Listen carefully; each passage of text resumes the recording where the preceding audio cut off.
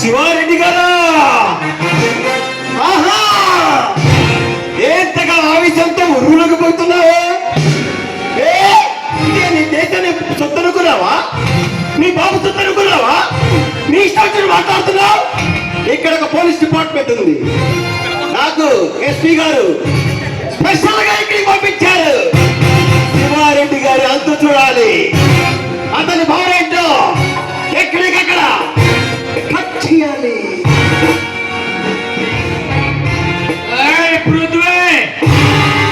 ఈ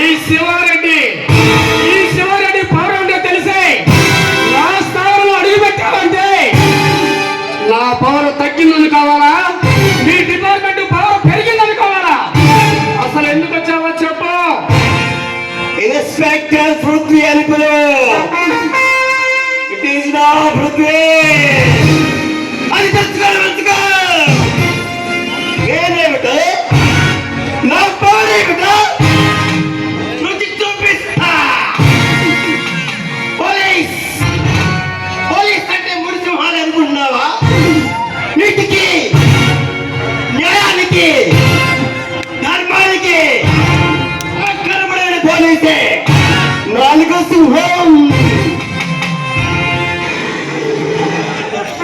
పృథ్వీ మర్యాదగా నన్ను వెళ్ళనివ్వు.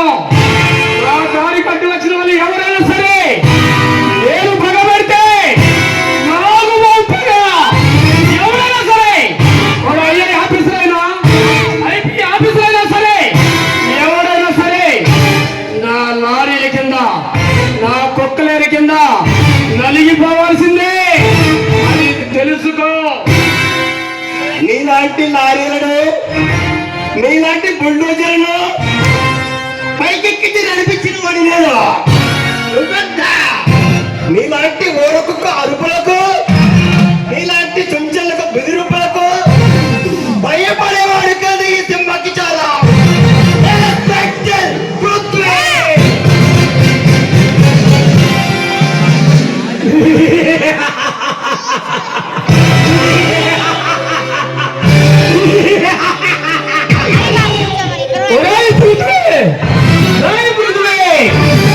నేను గర్జిస్తే కాలు వేయలు సైతం ఆగిపోతాయి.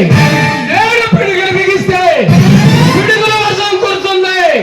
నేను గద్దెల చేస్తే ఆకాశమే పొక్కుమంటుంది. నిన్ను ఇక్కడే ఇప్పుడే భూస్థాపన చేయగలడు ఏ శివారెడ్డి, శివారెడ్డి.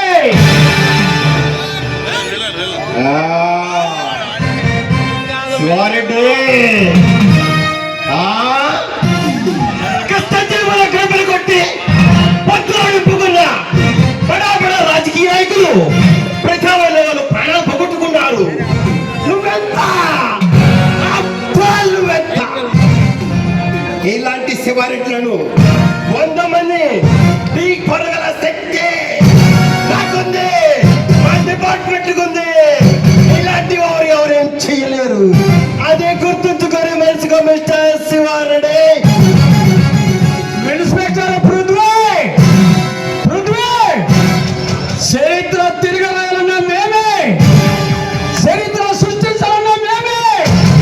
ఈ శివారెడ్డి పవరెడ్డి పృథ్వీ, ఈ శివారెడ్డి పవరెడ్డి కలిగి మనం ఇక్కడికి వచ్చాము. బయటకు వెళ్ళలేము. చూస్తా నువ్వు ఎలా అడ్డం వస్తావో చూస్తా.